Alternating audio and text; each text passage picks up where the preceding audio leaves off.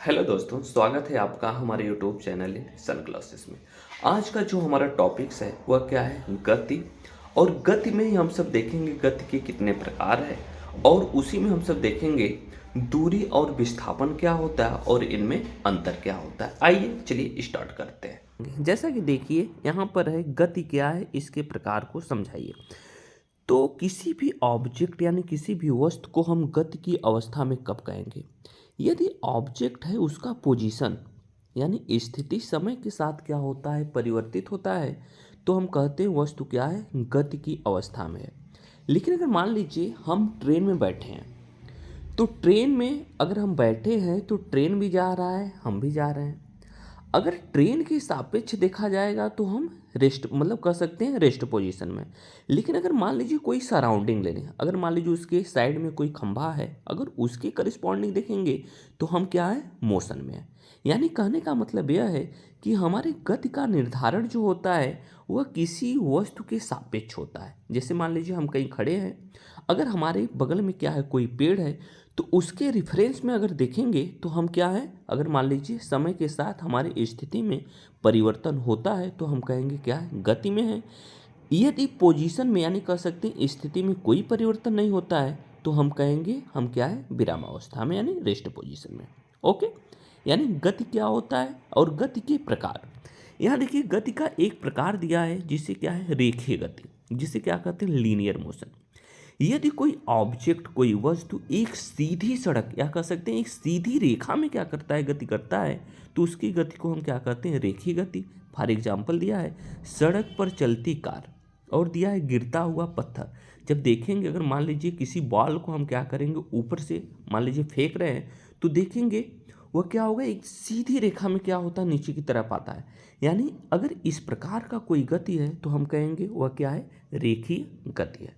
Okay, अगला हमारा जो है वह क्या है, वृत्तीय गति, जिसे क्या कहते हैं, सर्कुलर मोशन। वृत्तीय गति का बहुत अच्छा एग्जाम्पल है, जब किसी कंकड़ को हम किसी रस्सी में बांध कर क्या करें, घुमाएं, तो देखेंगे वह एक वृत्ताकार पथ पे क्या करेगा, गति करेगा। यहाँ देखिए दिया है जब कोई वस्तु किसी वृत्ताकार पथ पर गति करती है तो उसकी जो गति होती है उसे हम क्या कहते हैं, वृत्तीय गति। ओके, अगर मान लीजिए आपके घर में फैन लगा होगा, फैन के अगर मान लीजिए टेने पे, पंखे के पंखुड़ी पर या कह सकते हैं पंखुड़ी पर हम क्या करें, कोई कंकड़ बांधे, जब देखेंगे वो घूमेगा तो वह क्या करेगा, एक वृत्तीय गति करेगा। या तो जो सुई होता है, घड़ी की जो सुई है, अगर सुई के नोक पे क्या करें, कोई कंकड़ बांध दे या छोटा सा टुकड़ा रख दे, तो वह जब घूमेगा तो एक वृत्ताकार पथ पे क्या करेगा, गति करेगा। अगला जो हमारा गति है या कह सकते हैं दोलन गति, जिसे क्या कहते हैं, ऑक्सीलेटरी मोशन। क्या है, दोलन गति। यह कह सकते हैं जब कोई वस्तु किसी माध्य स्थिति की या कह सकते हैं साम्य स्थिति के इधर उधर गति को करता है तो उसकी गति को क्या कहते हैं, दोलन गति। इसका बहुत अच्छा एग्जाम्पल है लोलक या झूला। देखते हैं झूला पे क्या करते हैं, जब बैठ जाते हैं तो जो झूला होता है किसी एक निश्चित बिंदु के इधर उधर अप एंड डाउन क्या करता है, गति करता है। इस प्रकार की गति को हम क्या कहते हैं, दोलन गति। यदि जो दोलन गति होता है वह अपनी गति को बार बार क्या करे, दोहराए, निश्चित समय अंतराल के बाद अपनी गति को बार बार क्या करता है, रिपीट करता है, दोहराता है, तो इस प्रकार की गति को हम क्या कहते हैं, आवर्ती गति, जिसे क्या कहते हैं, पीरियोडिक मोशन। ठीक, देखिए दिया है जिस गति में कोई वस्तु समय अंतराल के बाद अपनी गति को बार बार दोहराता है उसकी गति को क्या कहते हैं, हम आवर्त गति। इसमें देखिए बहुत अच्छा एग्जाम्पल है, पृथ्वी का सूर्य के चारों ओर घूमना। हम सब जानते हैं जो पृथ्वी है यह क्या है, सूर्य का क्या है, एक उपग्रह है। वह क्या करता है, सूर्य के चारों तरफ क्या करता है, घूमता है, और निश्चित समय अंतराल के बाद अपने चक्करों को क्या कर लेता है, पूरा कर लेता है। घड़ी का लोलक, घड़ी का जो लोलक होता है वह देखते हैं एक निश्चित बिंदु के इधर उधर क्या करता है, एक निश्चित समय अंतराल के बाद अपनी गति को बार बार क्या करता रहता है, दोहराता रहता है। यानी इस प्रकार की जो गति होगी उस गति को हम क्या कहते हैं, आवर्त गति या कह सकते हैं पीरियोडिक मोशन। अगला जो हमारा कह सकते हैं टॉपिक है दूरी और विस्थापन में अंतर। पहले इसमें पढ़ेंगे दूरी क्या होता है, फिर उसके बाद पढ़ेंगे विस्थापन क्या होता है। तो दूरी, जैसे हम सब कहते हैं हम आज इतने दूर से आ रहे हैं, जैसे घर से चलते हैं कहीं स्कूल के लिए, तो कहते हैं हम आज इतने दूर से आ रहे हैं, मतलब मेरा घर इतना दूर है। यानी टोटल जितना आप रास्ता चल रहे हैं, टोटल रास्ता जितना चलते हैं वह क्या होता है, दूरी होता है। दूरी यानी टोटल जितना चलते हैं, जैसे घर से आ रहे हैं स्कूल, तो जितना चलें वह क्या हो जाएगा, दूरी हो जाएगा। ओके। और विस्थापन क्या होता है, वह होता है minimum distance between the initial and final points. दूरी के केस में क्या देखा, the total path coverts by the objects is called distance. यहाँ दिया है दूरी वह कुल पाथ है जो किसी वस्तु द्वारा गति के दौरान तय किया जाता है। और विस्थापन जो होता है इनिशियल और फाइनल पॉइंट के बीच का मिनिमम डिस्टेंस होता है। ओके।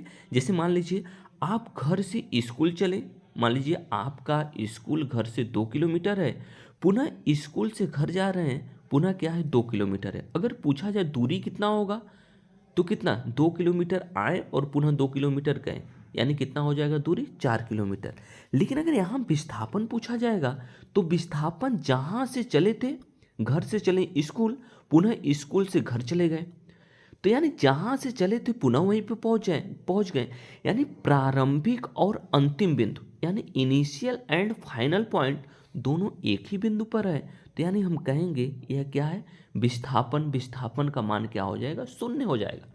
यानी यहाँ से एक पॉइंट निकल कर आता है, जो डिस्टेंस होता है, distance does not become zero, यानी दूरी कभी भी जीरो नहीं हो सकता है, बट जो डिस्प्लेसमेंट होता है यह क्या हो सकता है, जीरो हो सकता है, यह जीरो हो सकता है। ओके। यहाँ पर देखिए जो यहाँ दूरी जो होता है, यहाँ पर एक पॉइंट और कर सकते हैं, दूरी हमेशा क्या होता है, धनात्मक होता है, लेकिन जो विस्थापन होता है वह धनात्मक भी हो सकता है, ऋणात्मक भी हो सकता है और शून्य भी हो सकता है, बट दूरी कभी भी शून्य नहीं हो सकता।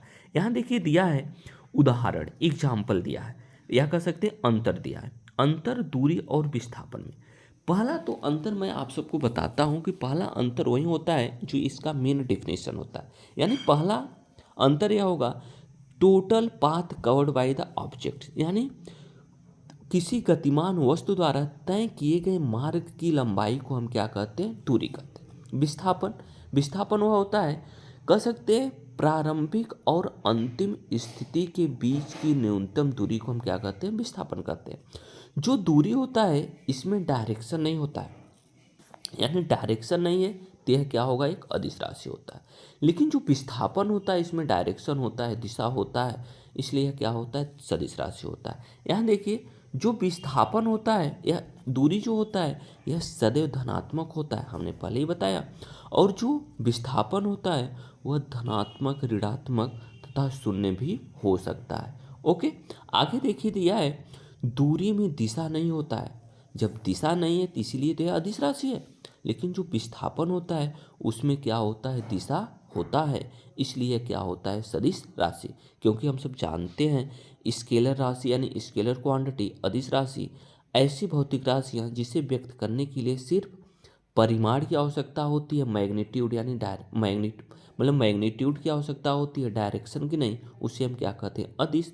और सदिश क्या होता है, जिसे इंडिकेट करने के लिए मैग्नीट्यूड एंड डायरेक्शन दोनों की क्या होती है, आवश्यकता होती है, उसे हम क्या कहते हैं, सदिश राशि कहते हैं। यानी विस्थापन के केस में क्या है, डायरेक्शन है, तो इसलिए क्या है, सदिश राशि है। ओके, धन्यवाद।